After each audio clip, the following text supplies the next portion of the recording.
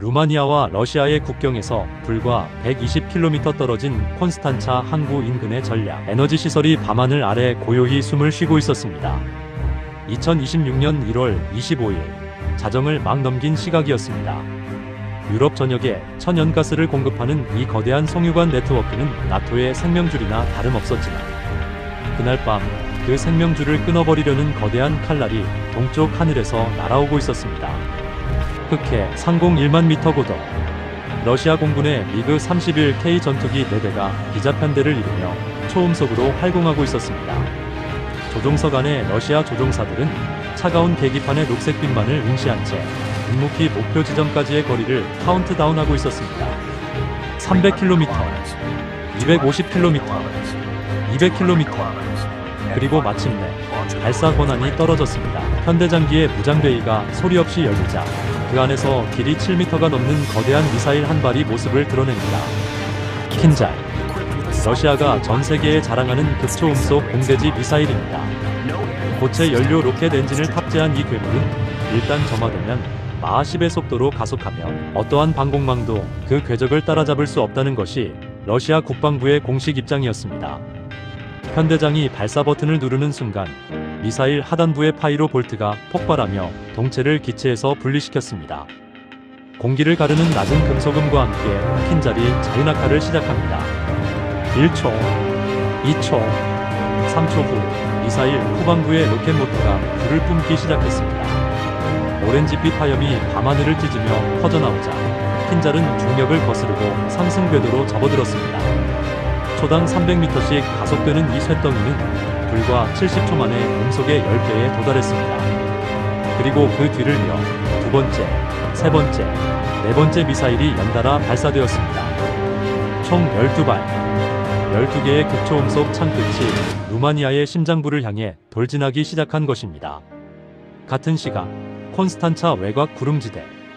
나토군 통합방공사령부가 설치된 벙커 내부는 긴장감으로 가득 차 있었습니다. 천장의 형광등 불빛 아래 10여 개의 모니터가 일제히 경보음을 토해내기 시작했습니다. 삐, 삐, 삐. 적색 경고등이 깜빡이며 상황판을 붉게 물들였습니다. 레이더 담당관이 헤드셋을 벗어 던지며 외쳤습니다. 다중탄도체 포착. 속도 마하 9, 아니 마하 10.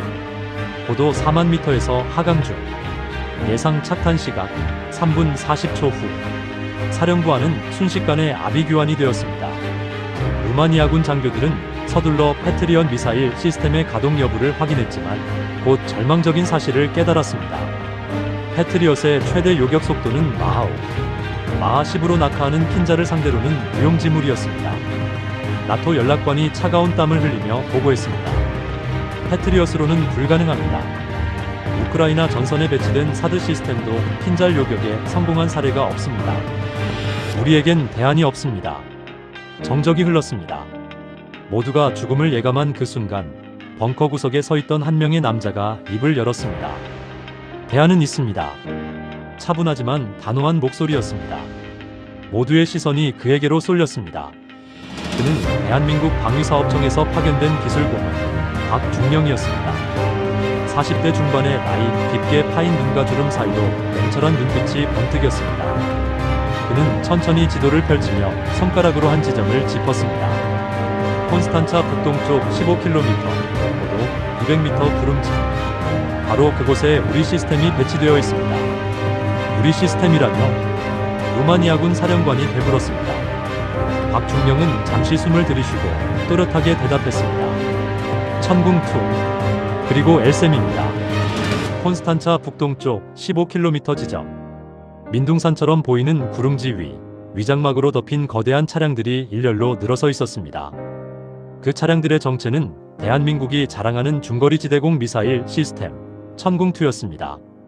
그리고 그 뒤편 조금 더 높은 언덕 위에는 또 다른 발사대가 하늘을 향해 고개를 들고 있었습니다. 엘셈, 장거리 고고도 요격 미사일. 한국이 독자 기술로 개발한 사드에 버금가는 최첨단 방공 무기였습니다. 발사대 옆 이동식 지휘 차량 안. 김 상사가 다기능 레이더 MFR의 조종석에 앉아 손가락을 빠르게 움직이고 있었습니다. 초록색 화면 위로 수많은 점들이 떠다니고 있었고 그중 12개의 점이 붉은색으로 표시되며 빠르게 접근하고 있었습니다. 김 상사는 헤드셋 너머로 냉정하게 보고했습니다. 다중 표적 확인. 총 12개. 거리 190km. 속도 마하 9.8. 낙하각 65도. 예상 착탄점 콘스탄차 에너지 허브. 지휘 차량 뒤편의 전술 통제석에서 최소위가 상황판을 응시하며 입술을 깨물었습니다. 28배 젊은 장교였지만 그의 눈빛만큼은 백전노장의 그것이었습니다. 엘셈 1번 포대 표적 할당 완료. 상층 요격 준비. 최소위의 명령이 떨어지자 언덕 위 엘셈 발사대가 천천히 각도를 조정하기 시작했습니다. 유압 실린더가 슉슉거리는 소리를 내며 발사관을 70도 각도로 세웠습니다. 엘셈 미사일은 길이 13m, 무게 2톤에 달하는 거대한 쇳덩이였습니다. 하지만 그 안에는 대한민국 최고의 기술진들이 수년간 공들인 정밀 유도 시스템이 집약되어 있었습니다. 적외선 추적 센서, 능동형 레이더 시커, 그리고 직격 요격을 위한 킬피크. 이 모든 것이 하나의 미사일 안에 완벽하게 통합되어 있었습니다. 발사 준비 완료. 엘셈 운용병의 보고가 들려왔습니다. 최소위는 잠시 눈을 감았습니다. 심장이 빠르게 뛰었지만 손은 떨리지 않았습니다. 그는 천천히 숨을 들이마신 후 발사 버튼 위에 손을 올렸습니다. 그리고 외쳤습니다. 발사. 확. 엘셈 발사대의 하단부에서 거대한 폭발음이 터져나왔습니다. 고체 추진제가 점화되며 수천 도의 화염이 발사관을 가득 채웠고 그 압력이 미사일을 위로 밀어 올렸습니다. 13m짜리 거대한 쇳덩이가 불기둥을 타고 하늘로 솟아오르기 시작했습니다. 1초 만에 음속 돌파. 2초 만에 마하 2. 3초 만에 마하 3. 엘셈은 무서운 속도로 가속하며 성층권을 향해 치솟았습니다. 지상에서는 그저 하얀 연기 기둥만 남았지만 고도 4만 m 상공에서는 생과 사의 추격전이 시작되고 있었습니다. 엘셈의 레이더 시커가 작동하기 시작했습니다. 초당 1000회 회전하는 안테나가 전방 공간을 스캔하며 마하 10으로 낙하하는 킨잘의 열 신호를 포착했습니다. 표적 라곤. 김 상사의 모니터에 녹색 사각형이 떠올랐습니다. 그 사각형 안에 붉은 점 하나가 깜빡이고 있었습니다. 요격 궤도 진입. 충돌 예상 시간 17초 후. 김 상사가 카운트다운을 시작했습니다. 17, 16, 15. 엘셈과 킨잘 두 미사일은 서로를 향해 정면으로 돌진하고 있었습니다. 합산 상대 속도 마하 13. 초당 4km가 넘는 속도로 서로에게 다가가고 있었습니다. 인간의 눈으로는 절대 볼 수 없는 속도였습니다. 레이더만이 그 순간을 포착할 수 있었습니다. 10, 9, 8. 고도 5만 km 상공. 엘셈의 탄두부가 분리되었습니다. 로켓 모터와 연료 탱크가 떨어져 나가자 그 안에서 킬 비클이라 불리는 소형 요격체가 모습을 드러냈습니다. 길이 1m, 무게 50kg. 하지만 그 작은 몸체 안에는 4개의 자세 제어 로켓과 초정밀 적외선 센서가 탑재되어 있었습니다. 킬 비클은 스스로 추진력을 분사하며 미세한 궤도 조정을 시작했습니다. 5, 4, 3, 2, 그리고 1. 충돌. 고도 5만 km 상공에서 눈부신 섬광이 터져나왔습니다. 엘셈의 킬 비클이 킨잘의 탄두부를 정면으로 들이받은 순간이었습니다. 마하 13의 충격. 운동 에너지만으로도 핵폭탄의 버금가는 파괴력이 발생했습니다. 킨잘의 금속 외피가 순식간에 찢어지며 내부의 고폭탄과 연료가 공기 중으로 흩어졌습니다. 화염이 폭발하며 거대한 불덩이를 만들어냈고 그 불덩이는 순식간에 사라지며 수백 개의 파편으로 분해되었습니다. 지상의 레이더 화면에서 붉은 점 하나가 사라졌습니다. 김 상사가 외쳤습니다. 1번 표적 격추 확인. 지휘 차량 안에서 환호성이 터져나왔습니다. 하지만 최소위는 표정을 바꾸지 않았습니다. 그는 냉정하게 다음 명령을 내렸습니다. 2번 포대, 즉시 재장전. 3번 포대, 다음 표적 할당. 아직 11발이 남아있었습니다. 그 같은 시간, 킨잘 미사일들은 여전히 루마니아를 향해 낙하하고 있었습니다. 마하 10의 속도로. 거리 100km. 고도 3만 m. 이제 중층 방어선이 작동할 시간이었습니다. 천궁2. 구릉지 아래 배치된 6대의 발사 차량이 일제히 레이더를 가동했습니다. 64개의 안테나가 동시에 회전하며 360도 전 방위를 스캔하기 시작했습니다. 천궁2의 핵심은 바로 이 능동형 위상 배열 레이더 AESA였습니다. 기존의 기계식 레이더와 달리 수천 개의 송수신 모듈이 전자적으로 빔을 조향하며 동시에 수십 개의 표적을 추적할 수 있었습니다. 그리고 무엇보다 마하 10의 극초음속 표적도 정확히 포착할 수 있었습니다. 이 병장이 발사 차량의 조종석에 앉아 화면을 응시했습니다. 모니터 위로 11개의 붉은 점이 빠르게 움직이고 있었습니다. 전 표적 추적 중. 거리 70km, 고도 2만 m. 그의 옆자리에서 정일병이 발사 시퀀스를 준비하고 있었습니다. 손가락이 키보드 위를 빠르게 움직이며 미사일 6발의 표적 할당을 완료했습니다. 할당 완료. 발사 대기. 박중령의 목소리가 무전기를 타고 들려왔습니다. 천궁2 자유사격 허가. 전 표적 제압하라. 이 병장은 심호흡을 한 번 하고 발사 버튼을 눌렀습니다. 황, 황, 황, 황, 황, 황. 6초 간격으로 6발의 미사일이 연달아 발사되었습니다. 천궁2의 미사일은 엘센보다 작았지만 그 성능만큼은 결코 뒤지지 않았습니다. 길이 7m, 무게 500kg. 2단 고체 추진제를 사용해 마하호까지 가속할 수 있었고 직경 요격 기술인 히트2키를 적용해 단 1m 오차 범위 내에서 표적을 명중시킬 수 있었습니다. 6발의 미사일이 하늘로 솟아오르며 흰 연기 기둥을 그렸습니다. 1차 부스터가 점화되며 미사일들이 수직으로 치솟았고 2초 후 2차 부스터가 작동하며 수평 궤도로 전환했습니다. 표적까지의 거리 60km. 예상 요격 시간 40초 후. 고도 2만 m 상공. 흰잘 미사일들은 여전히 낙하하고 있었습니다. 하지만 이제 그들을 향해 다가오는 또 다른 존재가 있었습니다. 천궁2의 미사일 6발. 각 미사일은 독립적인 레이더 시커를 탑재하고 있었고 스스로 표적을 추적하며 궤도를 수정할 수 있었습니다. 첫 번째 천궁2 미사일이 첫 번째 킨잘에 접근했습니다. 거리 10km, 5km, 2km, 1km. 천궁2의 레이더 시커가 킨잘의 금속 표면에서 반사되는 전파를 감지했습니다. 즉시 자세 제어 로켓이 분사되며 미세한 궤도 조정이 이루어졌습니다. 500m, 100m, 50m, 그리고 충돌. 두 번째 섬광이 밤하늘을 가르며 터져나왔습니다. 킨잘의 탄두가 산산조각 났고 파편들이 사방으로 흩어지며 낙하했습니다. 2번 표적 격추. 그리고 1초 후 3번 표적 격추. 또 1초 후 4번 표적 격추. 천궁2의 미사일들이 마치 약속이나 한 듯 정확히 킨잘들을 하나씩 제거해 나갔습니다. 빔상사의 모니터에서 붉은 점들이 하나씩 사라지기 시작했습니다. 5번 격추, 6번 격추, 7번 격추, 그리고 마침내 8번 격추 확인. 12발 중 8발이 격추되었습니다. 하지만 아직 4발이 남아있었습니다. 최소위가 다급하게 외쳤습니다. 잔여 표적 4개, 고도 1만 m로 하강 중. 착탄까지 60초. 박중령은 침착하게 다음 명령을 내렸습니다. 천궁2 2번 포대, 즉시 추가 발사. 잔여 표적 전부 제압. 이 병장이 재빠르게 시스템을 조작했습니다. 재장전 완료. 발사 준비. 그리고 다시 한번 발사 버튼을 눌렀습니다.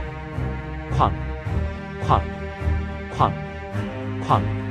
4발의 미사일이 추가로 발사되었습니다. 마지막 4발의 킨잘은 이제 고도 8,000m까지 내려왔습니다. 루마니아의 에너지 시설이 눈앞에 보이기 시작했습니다. 착탄까지 40초, 30초, 20초.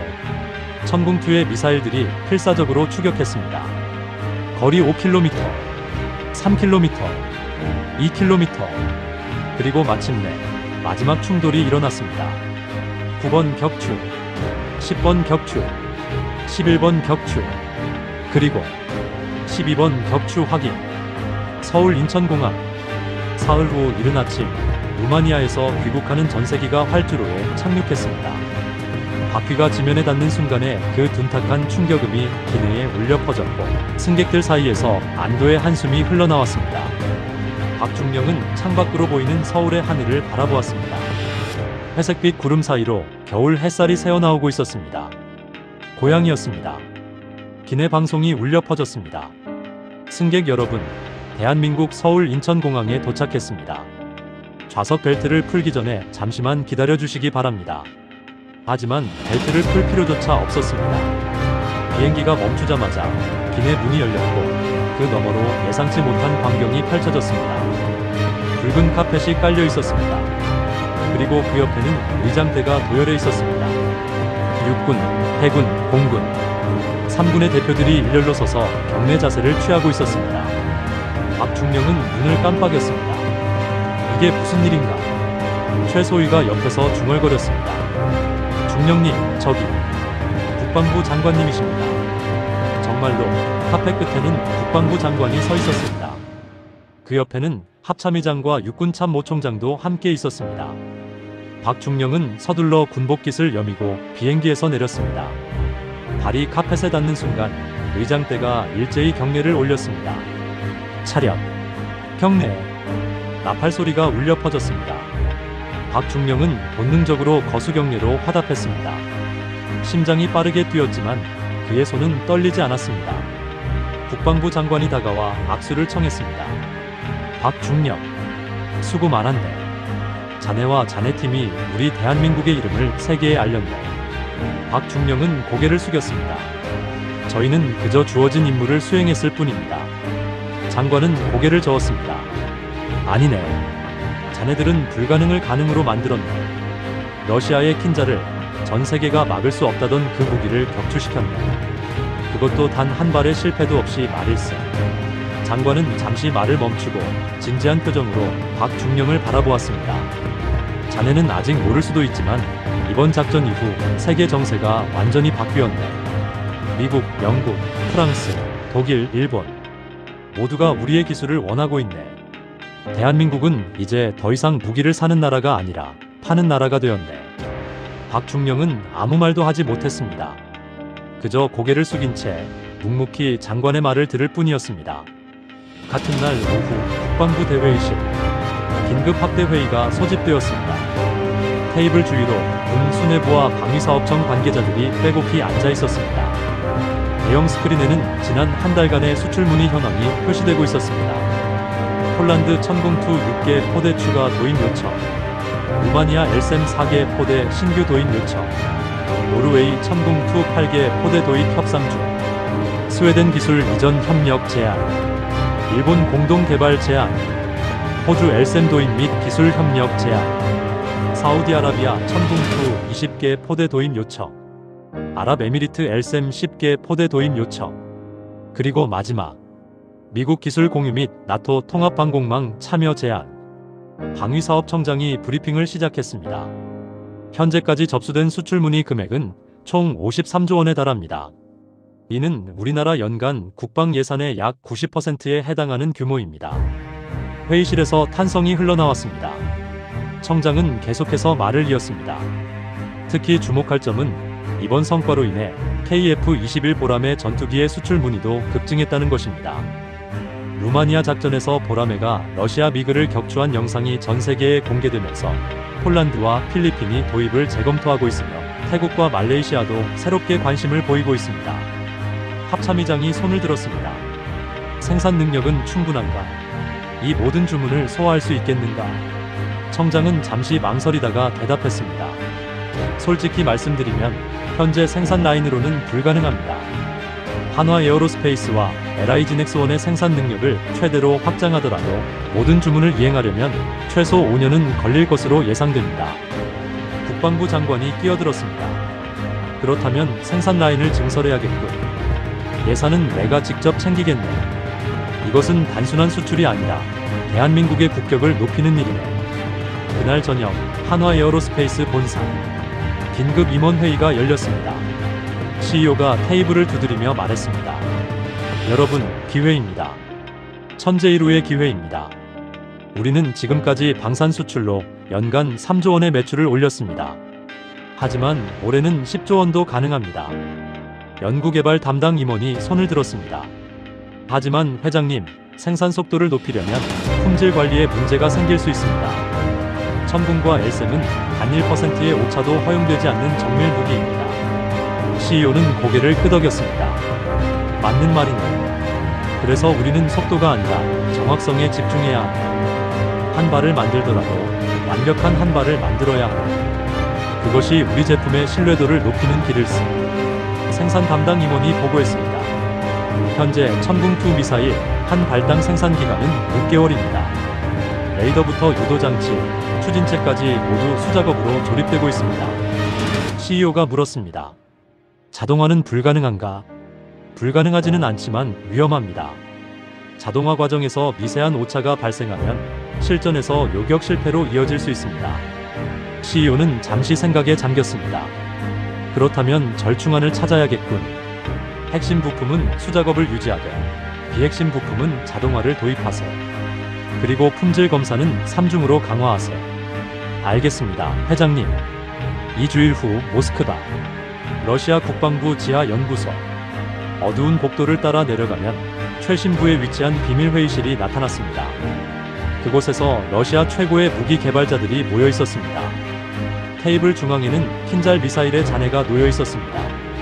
루마니아 해안에서 회수한 파편이었습니다. 한 노 과학자가 파편을 들어올리며 말했습니다. 이것을 보십시오. 천궁2의 요격체가 킨잘의 탄두를 정확히 관통했습니다.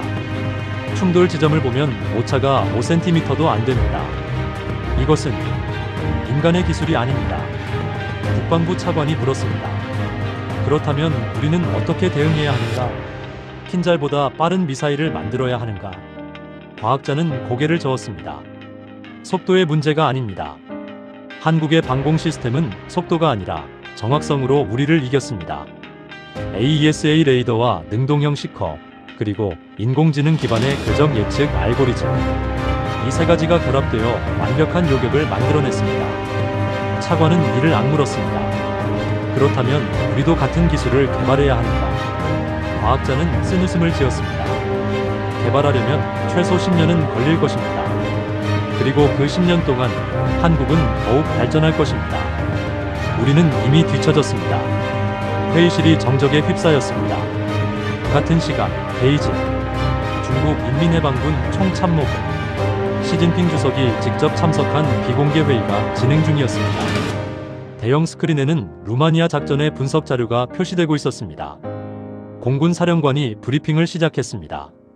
주석 동지, 한국의 방공 기술은 우리의 예상을 훨씬 뛰어넘었습니다. 우리의 둥펑 21 극초음속 미사일도 같은 방식으로 요격당할 가능성이 있습니다. 시진핑은 무표정한 얼굴로 물었습니다. 대만 침공 작전에 영향을 미치는가? 사령관은 잠시 망설이다가 대답했습니다. 만약 대만이 한국의 방공 시스템을 도입한다면 우리의 미사일 공격은 무력화될 것입니다. 시진핑의 눈빛이 차갑게 가라앉았습니다. 한국이 대만에 무기를 팔지 못하도록 막아라. 외교적 압력을 최대한 동원하라. 3주일 후 워싱턴 백악관. 미국 대통령 집무실. 대통령이 국가안보보좌관과 마주 앉아 있었습니다. 보좌관이 보고서를 펼쳤습니다. 대통령님, 한국의 천궁과 엘셈 시스템이 나토의 새로운 표준 방공망으로 채택될 가능성이 높습니다. 이미 폴란드와 루마니아가 전면 도입을 결정했고 독일과 프랑스도 검토 중입니다. 대통령이 물었습니다. 우리 패트리어트는 어떻게 되는 건가? 보좌관은 잠시 침묵하다가 대답했습니다. 솔직히 말씀드리면 패트리어트는 이제 구식입니다. 극초음속 시대에는 대응할 수 없습니다. 우리는 새로운 시스템이 필요합니다. 대통령은 한숨을 쉬었습니다. 한국과 기술 협력을 추진하라. 그리고 그들을 우리 편으로 확실히 묶어두라. 한 달 후 서울 용산 전쟁기념관 특별 전시회가 개막했습니다. 제목은 흑해의 수호자 천궁과 엘셈의 승리였습니다. 전시관 입구에는 실물 크기의 천궁2 미사일이 전시되어 있었습니다.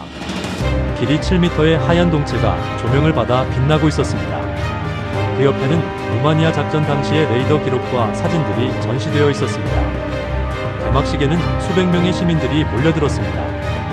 한 초등학생이 아버지 손을 잡고 전시물을 바라보며 물었습니다. 아빠, 저게 진짜 미사일이에요? 아버지는 고개를 끄덕이며 대답했습니다. 그래, 저 미사일이 루마니아 사람들을 지켜줬단다. 우리나라가 만든 거야. 아이의 눈이 반짝였습니다. 우와, 대한민국 정말 대단하다. 아버지는 아이의 머리를 쓰다듬으며 미소 지었습니다. 그래, 우리나라는 정말 대단하단다. 전시관 한쪽에는 작은 영상실이 마련되어 있었습니다. 그곳에서는 루마니아 작전 당시의 다큐멘터리가 상영되고 있었습니다. 화면에는 박중령과 최소위, 김상사, 이 병장의 인터뷰가 나오고 있었습니다. 박중령이 카메라를 향해 말했습니다. 저희는 그저 우리가 할 수 있는 최선을 다했을 뿐입니다. 하지만 그 최선이 누군가의 생명을 구했다는 사실에 자부심을 느낍니다. 최소위가 이어서 말했습니다. 두렵지 않았냐고요? 물론 두려웠습니다. 하지만 우리에게는 믿음이 있었습니다. 우리 무기에 대한 믿음, 그리고 우리 자신에 대한 믿음이요. 김 상사가 마지막으로 말했습니다. 레이더 화면에서 적 미사일이 하나씩 사라질 때마다 저는 가슴이 벅차올랐습니다. 우리가 해냈구나. 우리가 정말로 해냈구나 하고요. 영상이 끝나자 관객석에서 박수가 터져나왔습니다. 한 노인이 눈물을 닦으며 중얼거렸습니다. 우리 젊은이들 참 대단하구만. 이틀 후 국회 국방위원회 정기국정감사가 열렸습니다. 야당 의원 한 명이 질의에 나섰습니다. 국방부 장관님, 이번 루마니아 작전의 성공으로 천문학적인 수출 계약이 체결되고 있다고 들었습니다.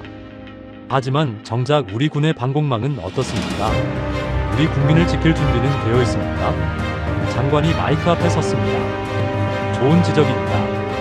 현재 우리 군은 천궁2를 수도권과 주요 시설 방어에 배치하고 있으며 LSM은 북한의 탄도미사일 위협에 대응하기 위해 전방 지역에 배치 중입니다. 올해 말까지 전국 주요 거점에 총 24개 포대가 배치될 예정입니다. 의원이 다시 물었습니다. 북한의 극초음속 미사일 개발 시도에 대해서는 어떻게 대응하실 겁니까? 장관은 자신감 있게 대답했습니다. 우리는 이미 준비되어 있습니다. 천궁과 LSM은 마하 10 이상의 표적도 요격할 수 있습니다. 북한이 어떤 미사일을 개발하든 우리는 막아낼 수 있습니다. 같은 날 저녁 평양 북한 국방과학원 지하시설 김정은 위원장이 직접 시찰을 나왔습니다. 연구원들이 긴장한 표정으로 도열해 있었고 그 앞에는 새로 개발된 극초음속 미사일 시제품이 놓여 있었습니다. 국방과학원장이 보고를 시작했습니다. 위원장 동지, 화성 16형 극초음속 미사일입니다. 최대 속도 마하 12 사거리 1000km로 남조선 전역을 타격할 수 있습니다. 김정은이 미사일 주위를 천천히 돌며 살펴보았습니다. 남조선의 천궁과 LSM을 뚫을 수 있는가? 원장은 잠시 망설이다가 대답했습니다. 솔직히 말씀드리면 어렵습니다. 남조선의 방공 시스템은 러시아의 킨잘도 막아냈습니다. 우리 미사일이 그보다 우수하다고 장담할 수 없습니다. 김정은의 표정이 굳어졌습니다. 그렇다면 우리는 어떻게 해야 하는가? 원장은 조심스럽게 대답했습니다. 다른 방법을 찾아야 합니다. 미사일이 아니라 다른 수단을 말입니다. 김정은은 아무 말 없이 고개를 끄덕였습니다.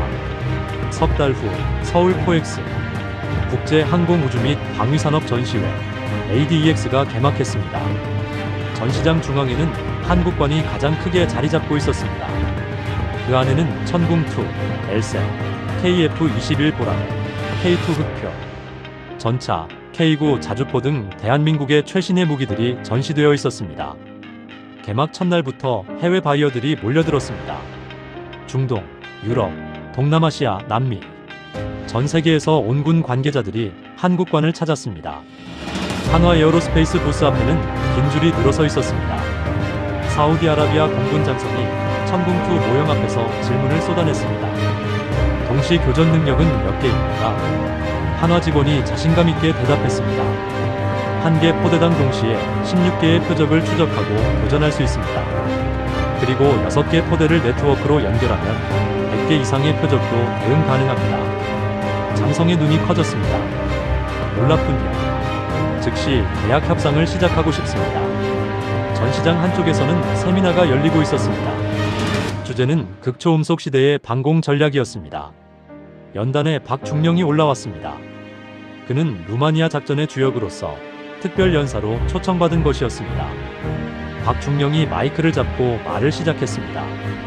여러분, 극초음속 미사일은 무적이 아닙니다. 우리는 그것을 증명했습니다. 청중석이 조용해졌습니다. 박중령은 계속해서 말을 이었습니다. 핵심은 기술이 아닙니다. 물론 좋은 레이더, 좋은 미사일이 필요합니다.